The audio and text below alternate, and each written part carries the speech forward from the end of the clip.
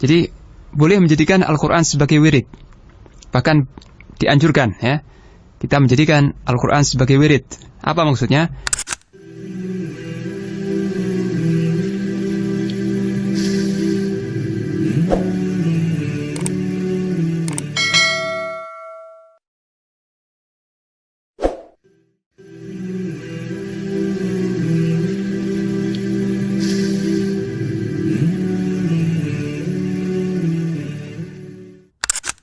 Mewiridkan salah satu ayat Al-Quran ya, ini merupakan suatu peribadatan ya. Demikian juga berpuasa, maksudnya mungkin berpuasa dengan mewiridkan ayat Al-Quran tersebut ya. Ini suatu ritual, suatu peribadatan.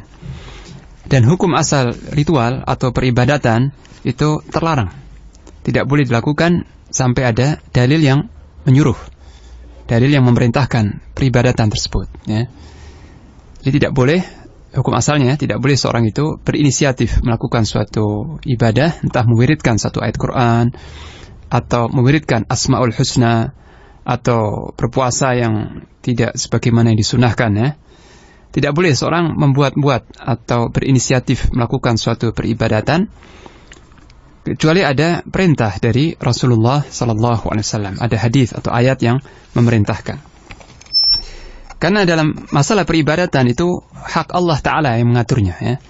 Di urusan peribadatan itu hak khusus Allah Ta'ala dan Rasulnya SAW yang boleh mengatur tata cara peribadatan ya. Kita sebagai kaum muslimin, sebagai umat Rasulullah SAW tidak punya hak sedikit pun untuk membuat atau merancang suatu bentuk peribadatan ya. Tidak boleh.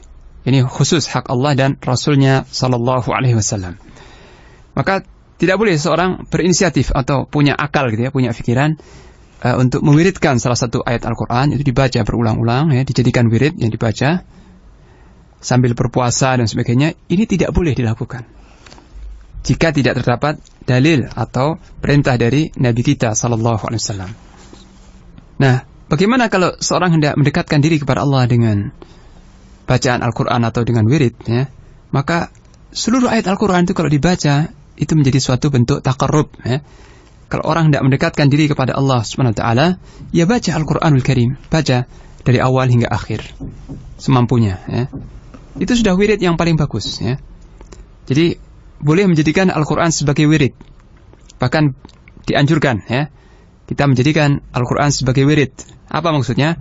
Kita punya bagian tertentu dari Al-Quran yang kita baca setiap hari ya. Misalnya 1 juz, jadi punya wirid harian Al-Quran berupa setiap hari membaca 1 juz Al-Quran, atau setengah juz misalnya, setengah juz atau 10 halaman atau 5 halaman ya.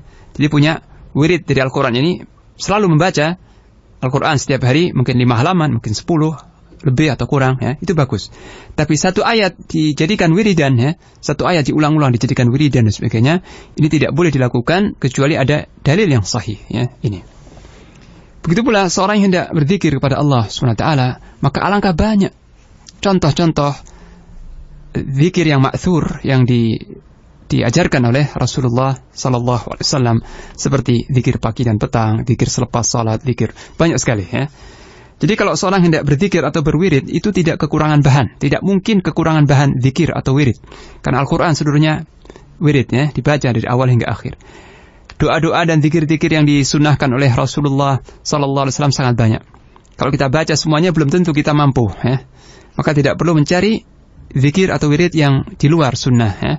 Karena apa yang disunahkan sudah cukup. Bahkan mungkin kita tidak mampu melakukannya ya.